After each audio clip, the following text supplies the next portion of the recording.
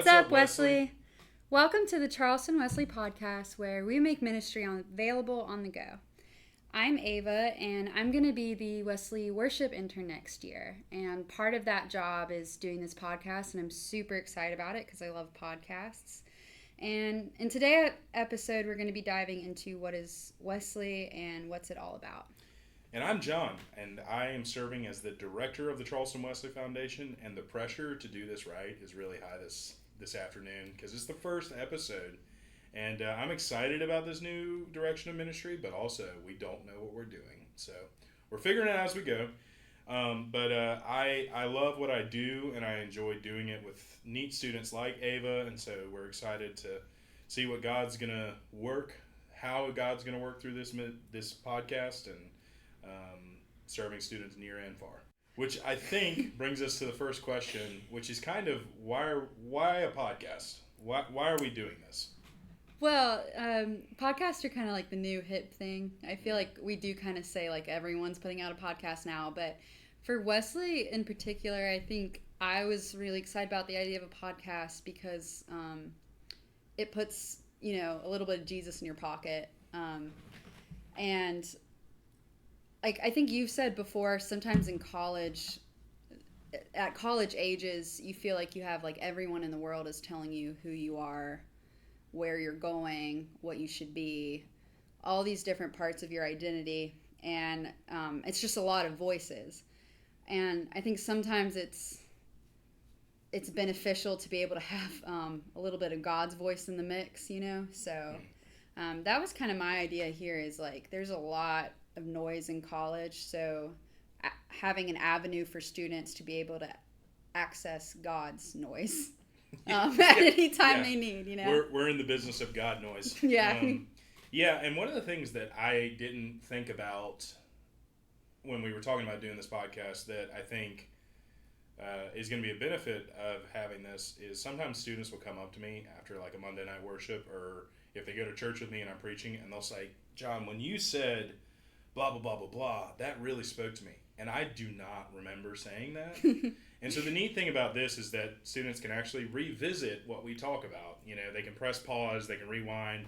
And so that ministry on the go thing, I'm pretty excited to offer. And I think our audience, whoever they may be, can probably figure out too that we're very intentional about launching this over the summer when we don't see students as often, because summers are tough in college. From a faith perspective, in my opinion. And we'll probably talk about that in another episode, but to be able to offer this to people all around the world, really, and just kind of be accessible 24/7, I'm pretty excited about. And so, yeah, it's a pretty neat avenue of ministry.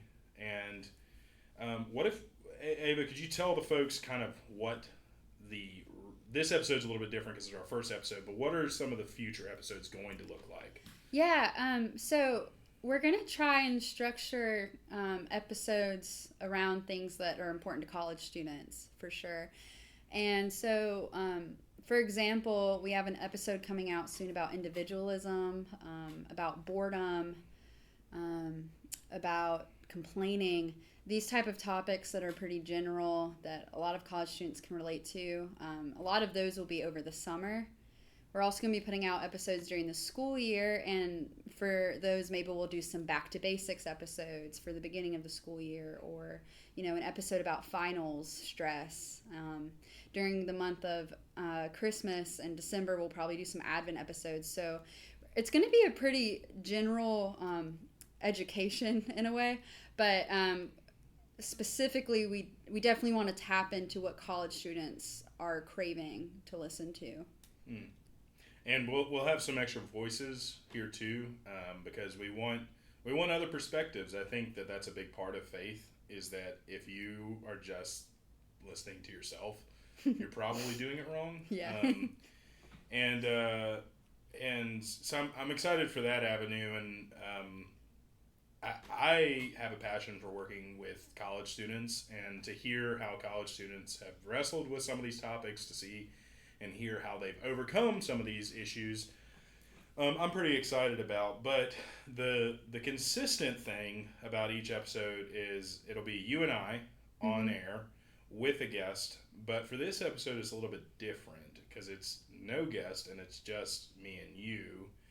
And we thought that maybe this episode would be a good opportunity for us to tell folks what the Wesley Foundation is, but also who we are, because I think that there's a relationship that needs to be cultivated in podcasts. Personally, I think that you should know the people that you're listening to, and so to that end, I thought that it would be helpful to kind of talk to each other about our spiritual journeys with and without Wesley, how we kind of ended up to where we're sitting right now, and kind of just see where that goes with us.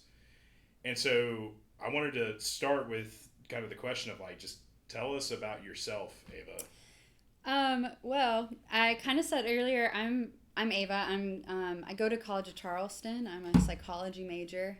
And next year I'm going to be the Wesley worship intern. Next year. You start Saturday. Okay, well, next school year. Yeah. But yeah.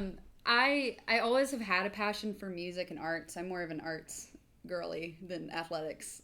Watching me run is pretty embarrassing. But I too, more of an arts girly. Yeah. So, like, I've always loved using art as kind of a way, especially music, for me to connect to Christ and connect to the church. So, having done that growing up in high school and in children's choirs, and now getting to play a bigger role in like a college ministry and take more of a leadership role in that, it's going to be really cool for me. But yeah, I did grow up in a church community. I'm originally from Myrtle Beach, South Carolina, which is kind of, it's not like Charleston, but it's a tourist city, but it's a very different type of tourist city. Sure. But there's a lot of fun things to do though. So I loved growing up there because I was never really bored out of my mind. And one of the best parts about growing up there was my church community. I would say that I was really lucky to have gotten to grow up in the church and grow up under church influences. I know some people don't have great experiences growing up in the church, but I was lucky enough to grow up in a community where I felt poured into for 18 years straight. Like, I just felt like I got a really good foundation about what Christ looks like, what going to church looks like, what being part of a church looks like. So yeah, they just really introduced me to Christianity, gave me a good foundation. And it just, being part of one of those communities, I was one of those kids that like loved to go to church on Sundays, which I feel like you never know how a kid's going to end up growing up when you meet them, like when they're young in church. You never know if when they get to middle school, if they're just going to be like, I don't want to go to youth group. But I did. Like, I just loved going to church on Sundays. And, you know, I was part of the band. I was part of a youth group. So I got to see my friends. I got to sing. And it was just all around, like, Sunday fun day, you know. I ran into a little bit more of a problem, though, the rest of the days of the week, like Monday through Saturday. That's the hard stuff. Yeah, I loved Sunday. I had a great time. I was really into it. And I would just, throughout my life, but especially in high school, I just went through, like, ebbs and flows of my Christianity strength, my strength in faith. And, yeah, like, my group relationship with Christ, my fellowship relationship to Christ was always like super strong. But my personal relationship to Christ was sometimes great and sometimes not so great. And like, yeah, I would go through periods where I would just like read my Bible every day, pray all the time, and just feel that, you know, that classic on fire feeling that you hear about all the time. But then like days later or months later, I would just feel so consumed with doubt. And when I felt doubtful, I didn't want to open a Bible. I didn't want to think about the hard questions. I didn't know how to ask the hard questions. And that just kind of made me avoidant of like, I think that personal relationship. I always still went to church and youth group because I loved that aspect of it. But when it got quiet, it was harder for me to like feel comfortable in that silence with me and God and the unknown of it all. So yeah, I got to college and I was like, man, a lot of my faith is based on people pouring into me. Now's the time where I decide, do I pour into myself? Do I take the next step further and find a group, or do I just take a break? And I was at orientation. I just saw a ton of tables, and I saw Christian tables, and I was a little bit shocked. Because my whole plan was, I'll just find a church. I'll just find a church in Charleston, and that will be my plan. And I didn't realize that there were college youth groups of sorts, college fellowship groups. And so I tabled a bunch of them, and you, John, gave me a T-shirt. I'm actually wearing it right now, and I was sold after that. So yeah, that's kind of how I came to Wesley. Always loved church. I've always loved being a Christian. Just my strength in that personal relationship has kind of changed, but I think I found through Wesley that it's okay to sometimes those periods of having doubt, or when you have like the best questions and when you have the best realizations, it's okay to have questions and it's okay to ask questions. So yeah. What about you? I mean, it was kind of interesting hearing you talk. I've never heard you actually talk about your faith journey in that way. Yeah. And there's actually like an eerie similarity. Oh, really? Yeah. In that I like grew up going to church. My parents and I guess first off, I grew up in the upstate of South Carolina, in Spartanburg, South Carolina. I think I was baptized Episcopalian, and then we jumped to the Anglican, and then we jumped to a Methodist church, and that's just kind of where we stayed. And so church was always this thing that was, okay, it's on Sundays, we're going to go sometimes, we're definitely going to go when it's an important thing.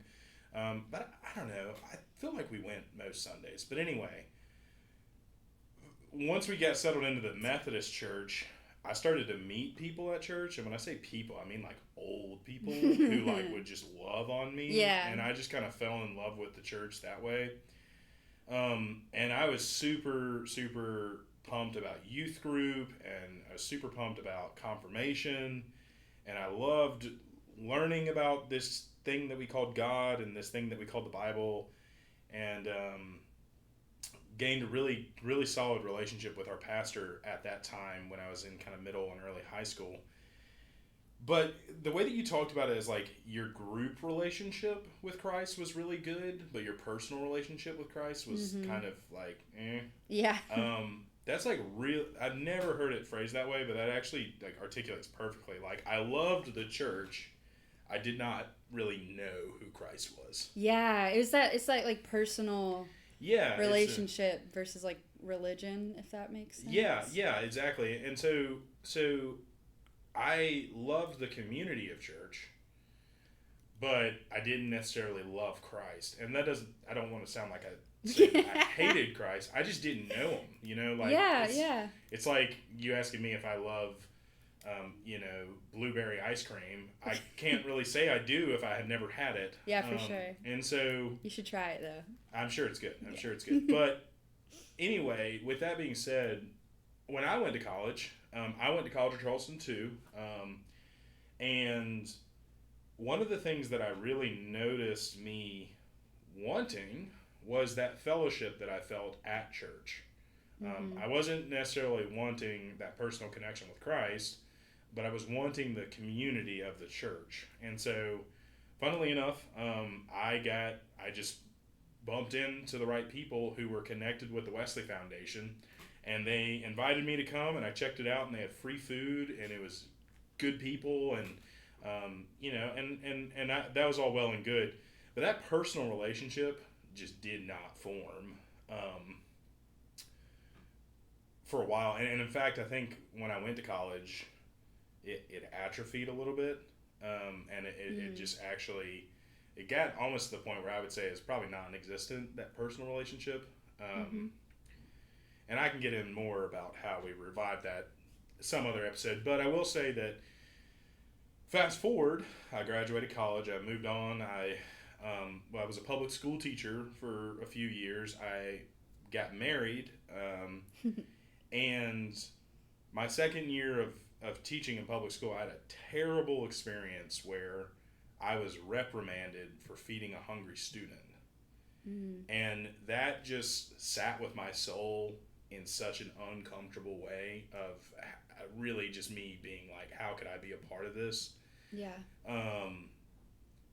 And I knew that I wanted to go into ministry. I was doing youth ministry at the time, but when that happened, I just knew that I wanted to go into ministry, and I made a vow that I would never get in trouble for feeding a hungry person ever again in my life. And so I went on the job hunt. I applied to seminary, and lo and behold, the Wesley Foundation needed a director at that time, and I looked at my wife, and she looked at me, and we said, no, thank you. We just didn't want to do this. Man. I know. Listen, I'm just being honest and vulnerable. No, yeah. But I just didn't want to do it because, for a lot of reasons, and one of them was that I just genuinely thought I wouldn't do a good job. I just really didn't think I could do this. But they were desperate. They couldn't find anyone else to do it. So they kept calling me back. In total, I think I turned it down 5 times. But finally, the 5th time, my wife, Hannah, who is a lot smarter than me, kind of like smacked me. And she said, what do you think God's doing here? And that kind of made me realize that the students were the ones who were going to suffer. Mm-hmm. And it wasn't really me. If the job turned out to be tough, that's okay. Teaching's tough. I did that. But the students needed someone, because if not, then God only knows what could have happened to their faith life. And so I said yes, and I was pretty sure that I was going to be overwhelmed and confused and not knowing what to do. But I can say this is finishing year 2 for me, and I am overwhelmed, and I am confused, and I don't know what I'm doing, but I do love what I do. Yeah. And so it's been kind of cool to be a part of Wesley on the student end, but now to be a part of Wesley on the leadership end. Mm-hmm. Your legacy.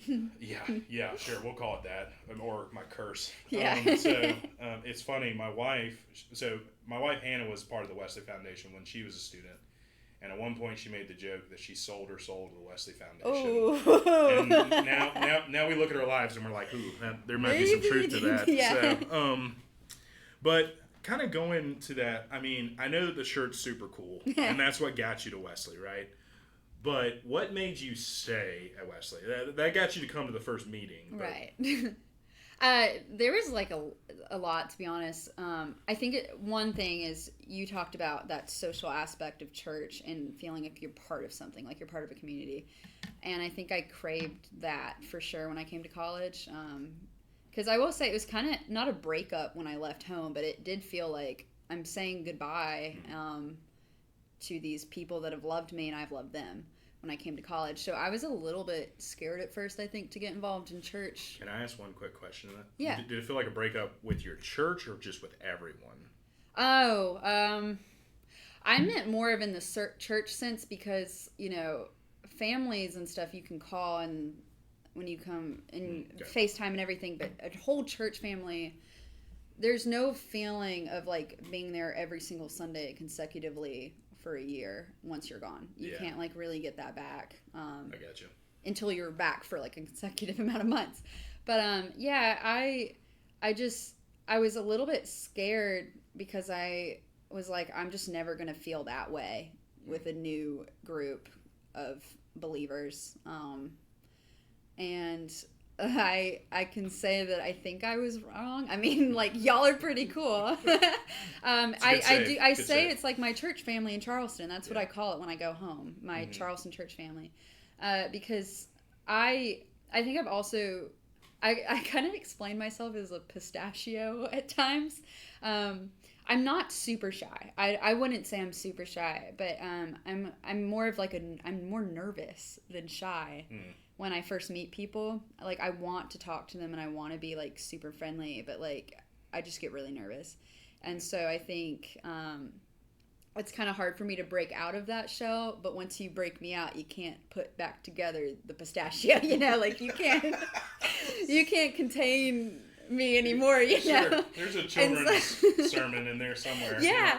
Well, so I think I was going to all these clubs and I still felt like I was in the shell, you know? Quick clarification. When you say clubs, you mean school clubs, right? Yes. Okay. Oh my Right. gosh, I yes. just wanted to make sure that people Man. weren't thinking that you were just going clubbing your No, first week. no. I was Didn't going you say to your grandparents are going to listen to this? Yeah, well. Hey, grandparents. I was going to school and church clubs Okay, there you go. specifically. And but Wesley, I just remember feeling so like a whole new level of like welcomed. Like it was just a different level. And everyone was so nice here, but like Wesley was just in a whole nother level. And I craved not only a church social connection but friendships too. And there were so many it's just awesome to talk about your faith with people your own age, you know. In my youth group back home, I was one of the oldest kids, and a lot of them were younger than me, and so in a way, I didn't feel like I had exactly my age group. But in college, it's like, man, like Christ is alive in young people, which I think some people would debate on today, but I personally would say I've seen I guess a revival, but like just a spark in young people. And so I think it's been cool to develop friends under the umbrella of God, because you know church people are normally good people, so you just kind of normally I found like good people. And then the last thing I think I'll say is one of my first weeks there, y'all came in with like a box or a bag filled with study Bibles for each of us for free. And you put them on the table, I remember, and everyone dove for their favorite, because there was all these pretty ones and the ones with the flowers, some of the ones with the cool leather. And I think I ended up being one of the last ones to get one. And I walked up and there was like one dark gray plain looking one and then like two that had like a like fake picture of an earth on them or something. And I was like, well, I guess I'll take the special gray one since it's not like the others. But I was kind of bummed out at first because like I didn't get a pretty Bible. And I think though, looking back on it, that was probably like a kind of God moment in disguise, because that ended up being an apologetics Bible, which I think all Bibles are good Bibles, but I think that was a really good Bible for me at the time. And after you gave us that and we went into the other room and we dove in, how do you actually read the Bible, but also understand it? How do you ask questions? How do you develop your theology? Taking it deeper than just reading the words on the page. I could tell y'all took... One quick thing. Yeah. Just for those of you who don't know, apologetics is kind of like this art of defending faith. And so an apologetics study Bible would kind of confront some of the questions that maybe some of us shy away from, of like, how do we reconcile evolution with God? Yeah. So just for those of us who don't know what Abe was talking about, that's what she meant. Yeah. So, y'all just kind of, from the get-go, going into that room and diving in, you showed me how seriously you take it seriously, but you are serious in a fun way, you know? And like you were saying, that apologetics Bible was good for me because I would say I'm a pretty analytical person and probably will go to my grave not fully understanding every single word and every single page. But like going to Wesley and diving in and learning that it's okay to have questions and it's okay to discuss like our doubts and all this stuff, which to me I thought would make my faith worse, but it actually made my faith go stronger. I think it just all clicked for me that like this is where I need to be right now for my growth. So Wesley was it. I mean, from the get-go. You kind of struck on a lot of the things that like are huge ministerial passion points. I think, and a part of it was because of my bad experience like teaching, where like I got in trouble for feeding a hungry student, where I was like, I'm gonna feed students as often as I can. And so the food, like, we always joke about it, but like I really do think there's something holy about sharing a meal with people. For sure. I mean, if you look at like the Gospels, how many times Christ was like feasting, and even like communion, the first communion came out of him just hanging out with his friends at a dinner table. So I'm really passionate about like having that meal time together. But then the other thing that you kind of talked about was was feeling welcome. That's a huge passion point of mine. And that's something that I really loved when I came to Wesley as a student is I showed up and they didn't really care where I was at in my faith journey. They just cared that I was there. Yeah. And I appreciated that. And then also, they didn't assume that I knew the Bible. Yeah. Because I think a lot of church groups that we go to, and even a lot of churches today, we'll say, well, let's open up to the book of Romans. and if you've never opened up Scripture, what does that have to do with anything? Like, Romans makes no sense to you. And then even when you're like, hey, what's going on with the book of Romans? We just be like, oh, it's one of Paul's letters. And then you're like, well, who's Paul? Yeah. So with my experience and something that I've really tried to be passionate about doing with students is I don't assume that students know tons because I don't want to leave them out in that sense. But then the last like passion point of ministry, and this kills me whenever churches do this, but like on graduation Sunday, that's a big one, or confirmation Sunday. Yeah. They get the kids up there and they give them a Bible. And they're like, congratulations, you've just made it. Here's your brand new Bible. And that kills me because I think they should have had the Bible all along. Oh, you know what I'm saying? And yeah, that's a good point. So when you graduate and you're a senior, I'm not going to hand you a Bible because you should have had a Bible freshman year, the first time you walked into Wesley. And so I'm really passionate about getting Bibles in the hands of students. Because it's the greatest book, and it's super hard, and you're right, you're not going to understand every word.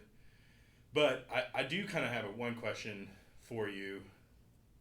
So you're 2 years deep into Wesley, right? You grew up with a pretty solid church background. How do you feel is your relationship with, like, theology and Scripture now compared to when you first stepped foot in Wesley? I mean, I think for me personally, my growth has just gone up. Because kind of what I was saying earlier was a lot of my faith, I think I relied on other people for growing up. Like most kids do. Like you rely on your parents or your teachers for learning anything. But I got a lot of people, I think when they come to college, they have to ask themselves that question of like, I don't have someone that's looking at me in my house every day, every Sunday, if I stay in bed this Sunday, you know? Yeah.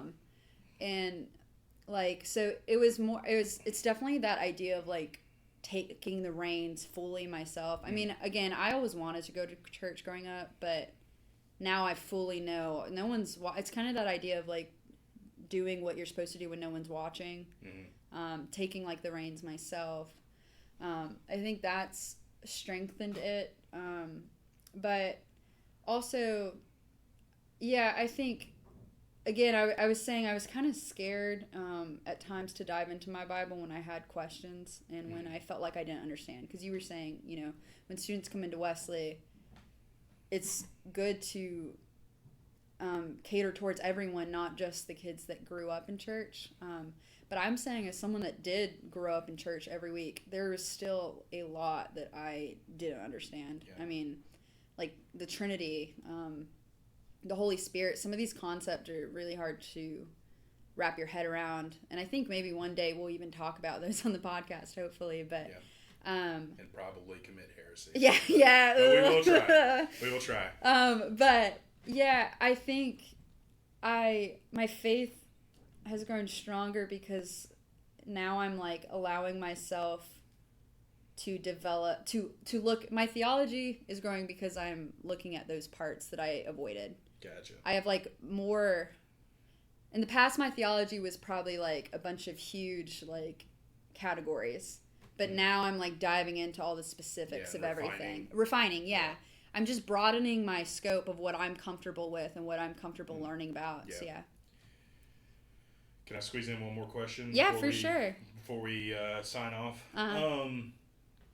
since we're telling everyone about Wesley, I feel like we should do like one of our favorite Wesley experiences up to now. Oh man! And like, I don't need you to tell me like the time that like your whole theology was like Yeah. formed or whatever, but just like a really good memory of Wesley that sits with you. This is a really hard one. Putting you on the spot. Really, this is actually just words of affirmation. Yeah, me. I was like, gonna say, do you have one? Like, well, here, I'll go first. Okay, thank you. One thing that I really love, I was actually talking about this last week. I'm in seminary, by the way, and so last week I was at Duke, and we take this class called Spiritual Formation, and we were talking about something along the lines of what brings you joy in your current ministry context. And one of my absolute favorite things, in fact, it is my favorite thing in this world, is communion. I love communion. It is just so cool. I think it's just the neatest thing ever. But I love to get students to serve communion. And a lot of people, like, they'll ask me to serve communion, and I'm always like, well, can I ask a student instead? And it's not that I don't enjoy serving communion, but I just love sharing that opportunity with students. And it's just been super cool to ask students, and then they'll come up to me afterwards and they're just like, I don't know why you asked me, but this is exactly what I needed in my faith life right now. And like seeing how the Spirit just moves that way of just like kind of nudging me to be like, oh, you should ask Ava today. Yeah. And then just kind of having you serve, it's just been a really cool experience for me to create space for students to do ministry. Yeah. And so that's a big highlight, and I could sound off a million other fun things, but that was the first thing that came to mind for me. Yeah, I would say, and I've thought about it. I think I got one now. But like one of my favorite parts about church and like being part of church groups in general is it seems there's a lot of community service, a lot of mission trip, a lot of mission work. And I've always loved doing that. I did Salkehatchie, for those of you who know what that is, growing up in high school. So when I got to college, I thought, well, Salkehatchie's over. No more. Yeah. But we do at Wesley mission trips, at least during the winter. And I've now been on 2. And I think why the mission trips are kind of my favorite is like during the school year, we are getting poured into during Wesley. During those mission trips, we honestly get to kind of pour into other people while also getting fulfilled ourselves. I think it's like a very reciprocal relationship there on those mission trips. And also, I think I kind of remember my first winter mission trip. I think you even said to me once, we were staying outside, like, I didn't know you talk this much. Like, you've never, like, you know, like I was kind of saying earlier, it took me, I think, a minute. Yeah, we cracked open. Yeah, a minute to get cracked. But, over that mission trip, I just remember, like, by, like, day 3, I was just like, man, this is me. Everybody better watch out. Here I am, you know. Yeah. And I just remember, again, feeling like, hey, this is, like, fun. Yeah. Everyone being themselves and, like, having a good time and, like, just letting loose a little bit while we're not worrying about classes. We're not worrying about what's going on at home because we're not worried about, like, anything else. We're in the middle of a mission trip, whether it's in Florida or North Carolina. And then the year after, I think what makes this whole mission trip story kind of fulfilled to me, too, is my friend Isabella, who some of you know, and she'll be joining us on a podcast later on, but she came on the next year's mission trip, and it was me and her and a lot of other students.